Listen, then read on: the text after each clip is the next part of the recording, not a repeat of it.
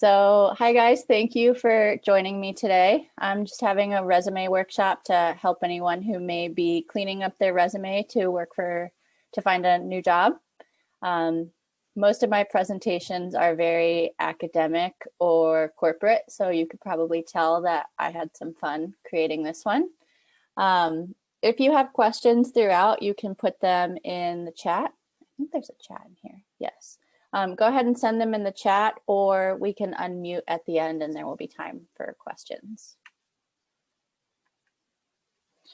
So just a quick overview of the agenda. First, I'll introduce myself, but I think most of you guys know me. I'll go over some quick best practices, do's and don'ts, show you some bad and good examples, and then just give a couple tips and tricks and resources to help you with your resumes. So hi, I'm Katie LaBranche. I am a freelance digital media strategist on the side with my company called Bloom Media Strategies. I also am the knowledge base admin with Rosetta Stone, formerly an implementation specialist. I was a content specialist before that. And I recently got my master's in digital media strategy and also have my bachelor's in communications. And just included here, I'm a dog lover, cheese enthusiast, and houseplant killer. So I have like 30 houseplants and some of them are alive. And speaking of dogs, I mentioned this earlier, but mine are wrestling in the living room right now. So if you can hear them, I'm sorry. So just a few best practices to get started. The main point that I want to cover is that your resume should be on one page. I know this is hard, especially if you have a ton of great experience, but recruiters are looking through a ton of resumes and most of them probably won't take the time to look at a second page, or if they do, they'll just skim it. The second best practice is to stand out. So don't be afraid to add a splash of color or cool font, and I'll go over an example of this later. You don't want to make a tie-dye resume in Comic Sans, but you do want to make it interesting so that they'll take a look at it and it doesn't just get lost in a sea of resumes. And then spelling. This one seems obvious, but especially if you're in a writing field like I am, spelling is really important. You don't want some little small spelling mistake to throw you out of the running, even if the rest of your experience is perfect for the job. If they're trying to cut back on who they're going to interview, they'll start knocking out those little mistakes. And then formatting is really important, and this can also help you get down to the one page. So I usually recommend a 2-column format and use bullets instead of paragraphs of text whenever possible, just so it's not a huge wall of text. And next, you want to pay attention to consistency. So font style and size, punctuation, word tense. So you don't want to use present tense and then past tense, but we'll talk about that a little bit later too. And then relevance. This mostly I'm applying to your education and work experience. So most people will understand that you have a high school degree. So if you have college or later, that's usually what I would include on your resume, or other certifications or trainings that you've attended, and then unrelated work, especially if you have a lot of work experience. Cutting out the older unrelated work can help you save space as well. So for the do's and don'ts, like I said, you want to keep it all on one page. You want to be consistent with capitalization, punctuation, and tense, and then keep bullets to 2 lines or less. So when you're writing out your resume and under your experience, you might be tempted to have lines that go over 1 or 2 or 3 lines, but you want to keep them to 2. I learned this in my graphic design class, and it just helps break up your content so that they don't get bored almost reading through one bullet. You don't want any of your type to be smaller than 10 point. And then as a writing tip, kind of like how I mentioned for spelling, a little trick that I use is you can read sentences backward to catch mistakes. So when you read a sentence forward, sometimes if you have a small error, your brain will correct it for you and you won't even realize that it's there. Whereas if you read a sentence backward, word by word, your brain doesn't process it the same way and you'll be more likely to catch mistakes. And then before you send your resume out, you want to print a test copy and color in black and white. So this will help you see if they print it in color and you used color, if those colors show up the way that you want. And if you used color and print it black and white, that you can still read everything. Like if you use a blue background that has black text on it, when it prints out, you can still read everything. And this can help you make sure that you have it formatted properly so that when you print it out, nothing gets cut off. That's really important. And then when you send your resume out, always send it as a PDF, not a Word document.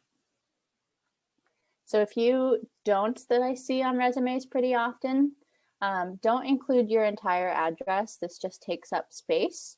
So just including city and state is fine. Don't include your picture unless you're a model. I've always been told that you'd like to think that people won't judge you based on what you look like, but you want them to judge you more off your experience first than possibly what you look like. And then don't rate your skills. I learned this in my master's program as well. So you've probably seen some resumes or websites or people's portfolios where under their skills, they'll have little bar graphs or dots or something rating their skills basically from best to worst. And you don't really want to do that. You just want to list all of them as if they're equal. And then throughout the interview process, you can explain your strengths in each area. So here are a couple of bad examples, and I just pulled these off Google. This one on the left is typically what people think of when they think of a resume or how people start out formatting it. It's pretty generic. It kind of looks like a big wall of text. There's not a lot of separation between the sections. So it's not horrible, but it's not as creative as it could be. And the one in the middle is not easy to read. It's not a good use of color. There's way too much white space, not enough explanations for your experience. So you want to make sure you cover everything as well as you can without going into too much detail that it's overwhelming. And the one on the right tries to use the 2-column setup like I was explaining, but it's hard to follow. It's almost like there's one column and then 3 columns and then 2 columns again. So it's hard to tell where you're supposed to look first.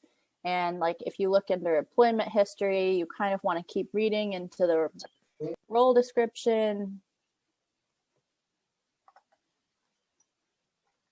Oh, sorry, I'm not sure if I heard somebody talking. So you just want to avoid formatting in a way that's confusing. You want it to be easy to read and to follow. And so for a couple of good examples, I tried to include ones in here that have color so you could see what I was talking about, and the 2-column setup.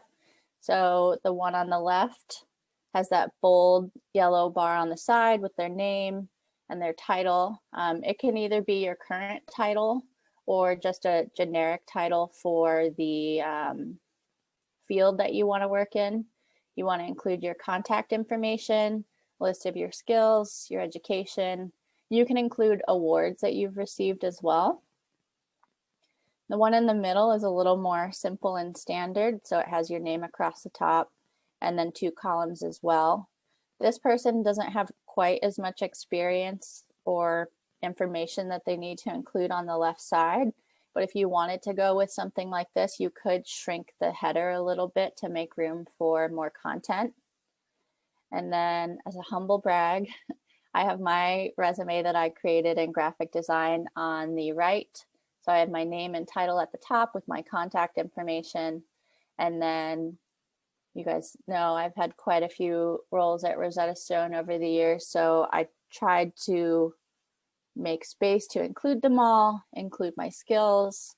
I have a separate section for programs that I'm familiar with, like Google Analytics, Microsoft Office, Salesforce, those kinds of things.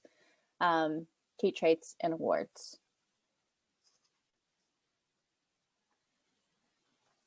So a few tips and tricks I have for you guys. So while applying, I love LinkedIn endorsements and recommendations. So you can go and endorse people's skills on LinkedIn. And I find when you do that for other people, they're likely to go back and endorse some of yours, especially if they've worked with you a lot. You can also give and receive recommendations. Same thing, like if you go and give someone a recommendation, I've noticed they're more likely to give you one back as well, but you can also request them. So if there's someone you've worked with a lot in the past who you think would have good things to say that would help you be more likely to get a job, there is a button in the recommendation section on their profile where you can request one from them. It's also important to engage on LinkedIn. I'm sure you guys have seen all the Rosetta Stone people coming out of the woodwork to network and help find jobs. So interact on those posts, reach out to people you've worked with in the past or work at companies that you would consider working for, and just connect with them and see if they have any openings. Like I said, network your ass off. And then do research on each company that you're applying for, just to make sure that their culture and values fit in with what you're looking for. And then do not mass send generic resumes and cover letters. So you don't have to change up your entire resume every time you apply for a job. But don't just send out the same resume and cover letter to everybody. It'll be obvious, especially the cover letter part, because that you want to curate to show that your skills match their requirements. And then while interviewing, when they email you to schedule the interview or following up after the interview, make sure you reply in a timely manner. Be transparent and professional, but also be yourself. I was in an interview once where, like I said, my dogs are crazy. So I could hear Hazel chewing on something in the living room, and I had to get up and excuse myself and go take the pen that she was chewing on away from her. And they were totally cool with it. And I got offered the job. So just because if something happens in the interview where you're like, damn, like I think I screwed it up, just kind of shake it off and keep going. You never know. And then notify your references. This is really important. So if you have references who've already agreed to be your reference, or if you've plan on reaching out to them, just let them know if when you're applying for a new job. I like to send them the job description just so they can read it over and then they can reference the skills that they're looking for when they're talking about me. I had someone recently put me down as a reference and not tell me. And when the recruiter called, I was caught totally off guard, and I think they could tell. So you don't want that to happen. It's not a good look. I think he still got the job though, which is good. And then I like to send thank you emails and even cards in the mail after interviews if you can. Emails you can probably do, but cards just add a personal touch if that's your style. And then do not burn bridges. Don't talk bad about the company that you're leaving or your coworkers, because not only could it could hurt you if you ever decide to try and go back, but also it lets the future employer know, like, okay, well, if they'll talk bad about their former employer, they would probably do the same thing to me and be less likely to hire you. So then resources. The biggest resource that I suggest is resume templates on Etsy. You can buy anything on the internet. I didn't even realize that there were resume templates to buy on Etsy until a few years ago, but they are wonderful and they're usually less than $10. They give you everything that you need. You can change, like if you find a template that you like, but you don't like the color, you can change the color. They'll include icons that you can use for your contact information if you want. And they usually include matching templates for a cover letter, which is kind of a nice look that they match. I've also come across this website called Zeddy, which is a resume builder. So you can format a physical resume, but you can also create and host a online portfolio if you wanted to.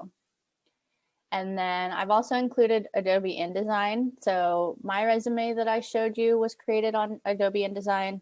I don't expect everyone to be able to do that or even need to do that unless you're in a graphic design field. I think it's a good idea to design it yourself because it's another chance to showcase your skills and help you stand out.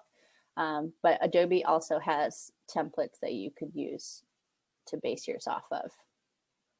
And then for job searching and networking, LinkedIn, of course, Indeed, you can set up job alerts on Google that will email you however often you want. You can also do that on LinkedIn. And since I know a lot of you guys are in support or customer success, I found this great group recently called Support Driven. You can just go to their website, and I think there's an application to join, but I didn't have to fill out any questions. They just approved me. And then they have all kinds of message boards that you can join. And they also have Slack rooms where you can network with other people. They'll post in the hashtag job board Slack room when they have open positions at their company. And it's just a great way to network. And you can put yourself out there that you're looking, but you can also look for other companies that are posting their listings. And then my last piece of advice, if there's this dream company that you've always wanted to work for, or you come across a company and they don't have any open positions and that you're interested in, but you still like the company in general, try to email someone within a company and just let them know that you're interested. This is actually how I got my first job out of college. I struggled for months, like applying everywhere. I didn't hear anything back. And then I happened to email this company like, hey, I really like your website. If you have any writing positions opening up soon, let me know. And they were like, well, actually, our content specialist just left and we haven't opened the position yet. Like, would you be interested in coming for an interview? And that's how I got the job. So you never know. It's the worst they can say is no. So just put yourself out there. And then that's it. If you guys have questions, you can unmute and I can try to answer them as best I can, or you can always email me or reach out to me on LinkedIn, and I'll send you guys this recording and the slide deck after as well. And I'm still doing personal resume reviews, so I have quite a few to get through right now. I think 5 or 6, honestly. But I am responding to all of them. It just might take me a couple days. So if you email me a draft, I can get you personalized feedback as well. Hey, Katie, it's Beth. Hey. So I have a question for you. Okay. So I've been working forever. I've been, out in the workforce since 96. So my resume is like would be super long. And I have cut out everything from before, I think 2001.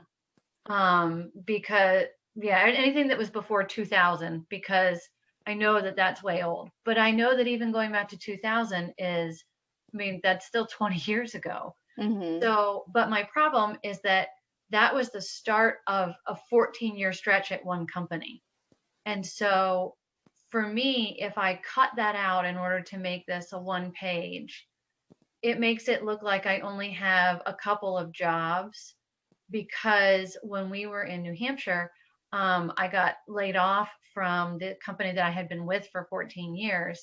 And it took me 2 years to find another job because I was busy working on, a medical transcription thing and all this other stuff. And, so it's like I have all these little becauses. And Mm-hmm. also because with Mark having been in the military, we were moving a lot. So there wasn't a point for me trying to find something local.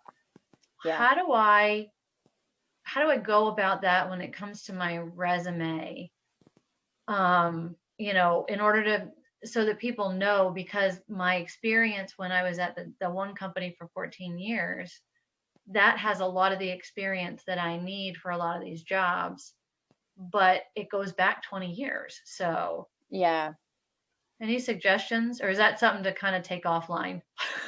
Yeah, I mean, I don't think you've sent it to me yet. If you No, have, but I it's was in my email. planning to, if you don't Okay. mind. Yeah, no, I'm happy to look at it. Okay. Um, that's a tough one because normally it's what I've seen is people have a lot of little experience and it's hard to fit it all in on one page. So what Yeah. I normally suggest for that is make sure your LinkedIn is updated and then just include a line at the bottom that says, for more professional experience, please see my LinkedIn. Okay. Um, but I think in your case, it's kind of important to include that 14-year job on the resume. Yeah.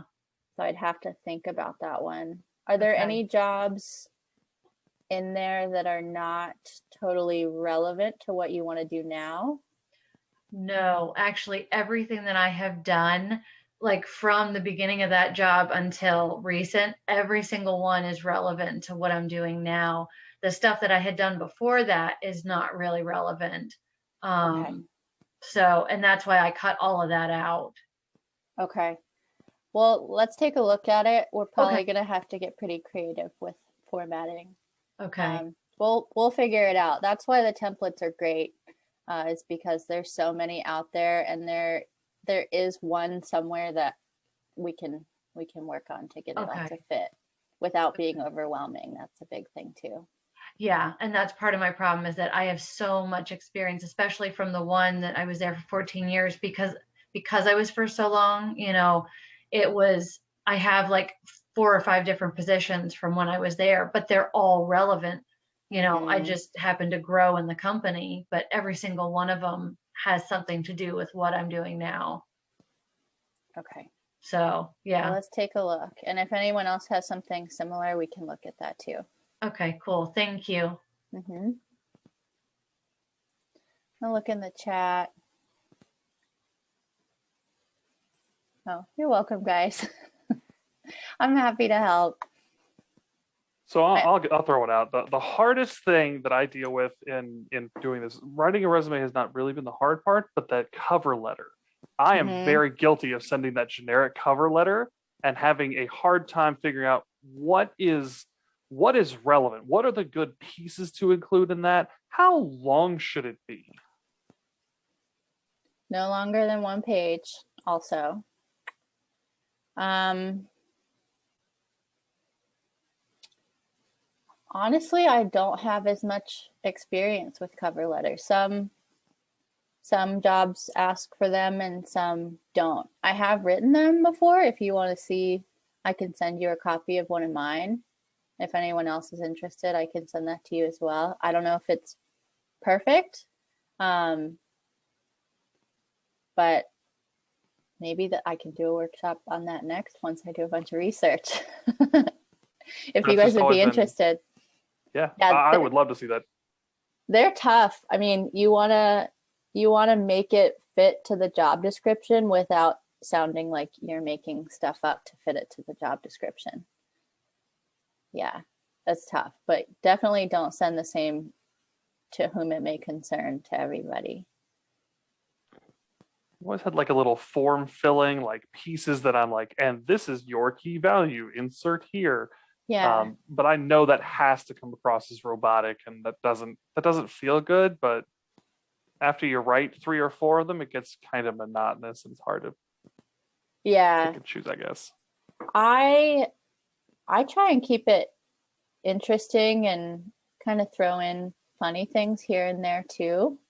Like a little bit of humor just to show them that I have a personality and I'm not, I mean, I am experienced, but I'm also a person. So that's some advice that I could give, but I'll find one of mine.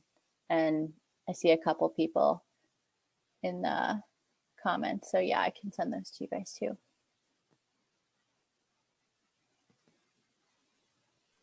Thanks, Katie. This was great. Yeah, thanks guys.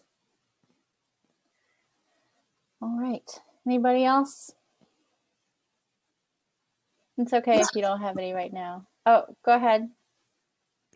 Hey, Katie, it's Miguelina. I just want to say thanks for the session. Definitely really good. I got a little 3-year-old using my body as a trampoline. Sorry.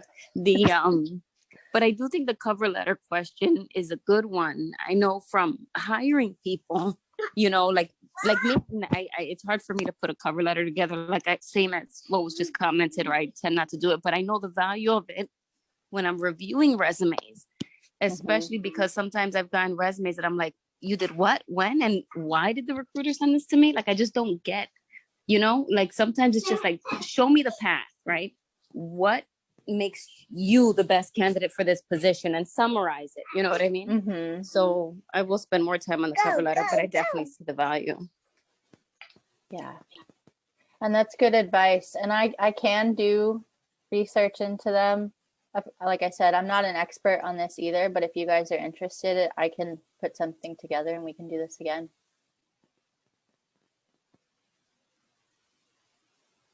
Cool. Anybody else before I go grab dinner? I just want to say thank you so much, Katie. I just, you put so much thought into looking at my resume, and I really, really, really, really appreciated all that time and thought. So thank you, because I love week and I know it was great. It breaks my heart, and I've loved working with all of you guys, and I'm still mad about everything that happened. So I'm trying to help as best as I can. That's awesome. And the cover letter idea would be fantastic as well. Okay, I will work on that. I'll put something up on LinkedIn. Does this time generally work for you guys? Like 7? Okay. Yeah, perfect. Cool. Yeah, Katie, thank you so much. This is super helpful. I'm from somebody who's old and not having had to do this for a while, it helps a lot. Of course. I think Darren, you unmuted. Yeah, I just was saying thank you for putting this together. Yeah, of course. Thank you, Katie. Really appreciate it. Of course. And I will email you guys the slide deck and the recording, and just reach out to me if you need anything, whether on my email or LinkedIn. I'll try to help. Thanks, Katie. All right. I'll see you guys later. Thanks, Katie. Bye, Thanks Katie. so much, Katie. See you. Bye. Bye.